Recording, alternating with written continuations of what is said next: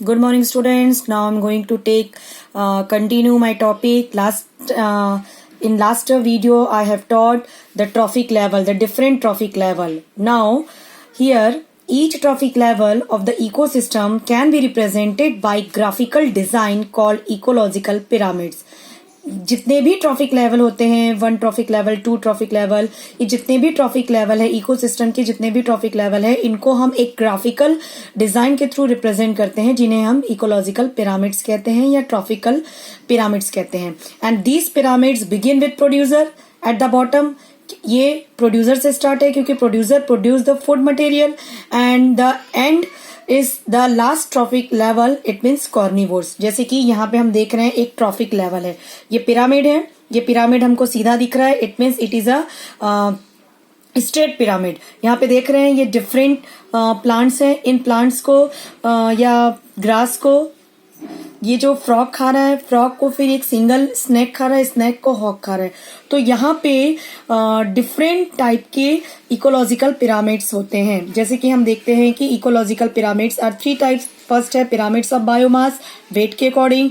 Second pyramids of number, number के according. And pyramids of energy, energy के according. तो सबसे पहले हम देखते हैं पिरामिड ऑफ बायोमास, वेट के according. So the relationship between biomass it means the amount of organic matter in an organisms. मतलब पर्टिकुलर ऑर्गेनिजम्स में जो भी ऑर्गेनिक मैटर होता है उसका जो अमाउंट होता है वो उसके बायोमास से रिप्रेजेंट करते हैं.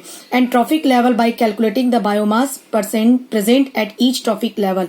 हम जितने भी ट्रॉफिक लेवल पे जो इनका अमाउंट ऑफ ऑर्गेनिक फूड है या इनका जो बायोमास है उसको हम डिफरेंट ट्रॉफिक लेवल पे जो रिप्रेजेंट करते हैं वो कहलाता है pyramid of biomass. So the pyramid of biomass में बी इन्वर्टेड. ये जो होता है ये उल्टा बनता है. जैसे कि फॉर एग्जांपल पॉन्ड इकोसिस्टम की हम बात करते हैं जहाँ पे फाइटोप्लैंक्टॉन्स मतलब प्रोड्यूसर होते हैं. फाइटोप्लैंक्टॉन्स मतलब जितने भी छोटे छोटे एल्गी हैं ये सब. तो ये this producer will always be lower than the mass of fishes. मतलब इनका जो मास है वो हमेशा कम होगा comparison to fish and insect. जैसे कि यहाँ पे हम देख रहे हैं कि pyramid of biomass in a pond ecosystem. अब इस पॉन्ड इकोसिस्टम में जो फाइटोप्लैंक्टॉन्स होते हैं it means they are producer. इन फाइटोप्लैंक्टॉन्स को खाते हैं स्मॉल फिश और स्मॉल फिश को खाया बिग फिश ने. तो यहाँ पे जो फाइटोप्लैंक्टॉन्स है इसका वेट कम होगा, उससे ज्यादा थोड़ा स्मॉल फिश का वेट होगा और उससे ज्यादा बिग फिश का होगा. तो यहाँ पे हम देख रहे हैं कि ये जो पिरामिड है ये उल्टा बना है. It means the pyramid of biomass is inverted. Next one is a pyramid of number.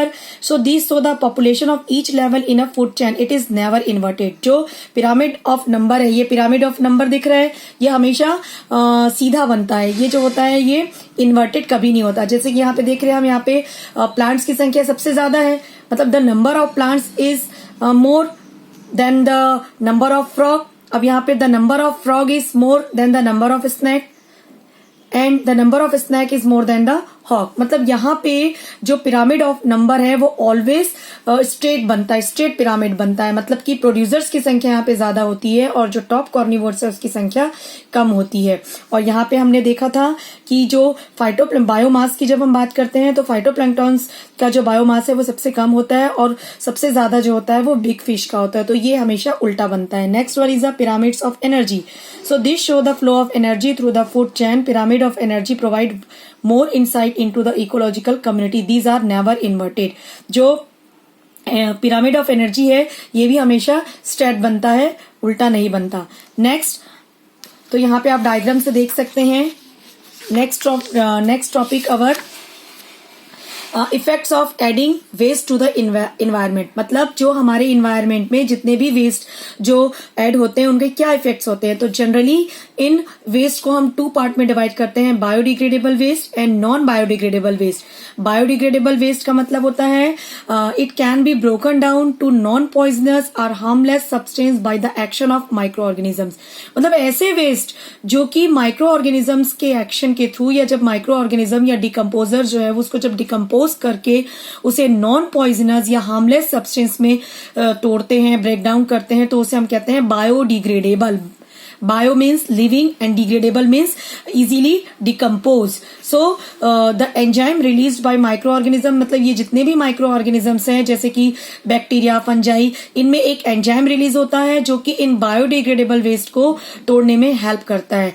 And this biodegradable waste decay naturally and become harmless after some times. और ये जो बायोडिग्रेडेबल वेस्ट है वो पूरी तरीके से डिकम्पोज हो जाता है और नेचर में मिल जाता है और ये हार्मलेस हो जाता है. जैसे कि फॉर एग्जाम्पल कैटल डंक है, कंपोस्ट है, ये कुछ एग्जाम्पल है बायोडिग्रेडेबल वेस्ट के.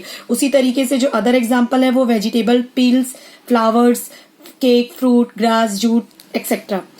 तो अब हम देखते हैं कि ये बायोडिग्रेडेबल वेस्ट के क्या हार्मफुल इफेक्ट्स हो सकते हैं. यहाँ पे ये देख सकते हैं बायोडिग्रेडेबल वेस्टेज, ये जितने भी हैं वेजिटेबल पील्स हैं, कैटल डंग है, कंपोस्ट है. तो फर्स्ट है the breakdown and decomposition of biodegradable waste result in the production of foul smell. मतलब जब बायोडिग्रेडेबल वेस्ट का डिकम्पोजिशन होता है या ब्रेकडाउन होता है तो बहुत गंदी सी स्मेल आती है जो कि पूरे एरियाज में वो फैल जाती है. सेकेंड है biodegradable waste take time to degrade. Biodegradable waste को डिग्रेड होने में टाइम लगता है. So the flies breed at huge. तो उसके ऊपर जितने भी फ्लाइज हैं ये बहुत ज्यादा मात्रा में ब्रीडिंग करते हैं और इस तरीके से ये जर्म्स को फैलाते हैं और इस तरीके से ये पूरे जर्म्स जो हैं वो स्प्रेड होते हैं और डिसीज कॉज करते हैं जैसे diarrhoea, typhoid, tuberculosis, cholera. So next one is second one is a non-biodegradable wastage. So the wastage that are either not altered or not degraded by natural biological process or microorganisms are called non-biodegradable wastage.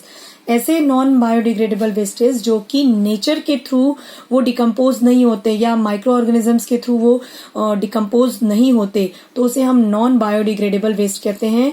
For example DDT, polythene bag, plastic, ball point pen, synthetic fibres, glass object, metal articles etcetera. यहाँ पे हम देख रहे हैं ये plastic की bottle है, ये जितने प्लास्टिक्स की बॉटल ये सारे नॉन बायोडिग्रेडेबल वेस्ट हैं. तो अब हम देखते हैं कि इनका क्या हार्मफुल इफेक्ट पड़ता है. So the non biodegradable wastage like pesticides, industrial chemicals, heavy metals, ये जितने भी है ये क्या करते हैं, they can be passed along the food chain. ये फूड चेन के थ्रू एक ट्रॉफिक लेवल से दूसरे ट्रॉफिक लेवल में ये पास होता है और ये एनिमल्स, बर्ड्स के लिए हार्मफुल होता है. Second the plastic articles, glass articles, metal objects are major pollutants of the environment. ये लैंड पॉल्यूट करता है, ये मेन पॉल्यूटेंट्स है एनवायरमेंट का. Next one is biological magnification. ये बायोलॉजिकल मैग्निफिकेशन क्या होता है तो हम देखते हैं कि these days a large number of toxic chemical like pesticide, weedicides, rodenticides are used to protect the crop plants from pest and disease. हम देखते हैं कि इन दिनों बहुत सारे जो टॉक्सिक केमिकल्स हैं जैसे कि पेस्टिसाइड, वीडिसाइड, ये सारे के सारे क्रॉप प्लांट्स में यूज हो रहे हैं. क्यों यूज हो रहे हैं? क्योंकि यहाँ पे जितने भी पेस्ट हैं, डिसीज हैं, उनको मारने के लिए. So this poisonous chemical mix up in the soil and absorb by plants along with water and other minerals. अब जब हम इसका स्प्रे करते हैं, पेस्टिसाइड्स हो या वीडिसाइड्स हो, तो ये सारे के सारे जो पॉइजनस केमिकल्स होते हैं ये पूरे के पूरे सॉइल में मिक्स हो जाते हैं और ये प्लांट्स के थ्रू एब्जॉर्ब हो जाते हैं. अब ये प्लांट्स को जितने भी ये प्लांट्स हैं इन्होंने फूड बनाया, ये प्रोड्यूसर हैं. अब ये प्रोड्यूसर लेवल पे ये टॉक्सिक सब्सटेंस मिल गया.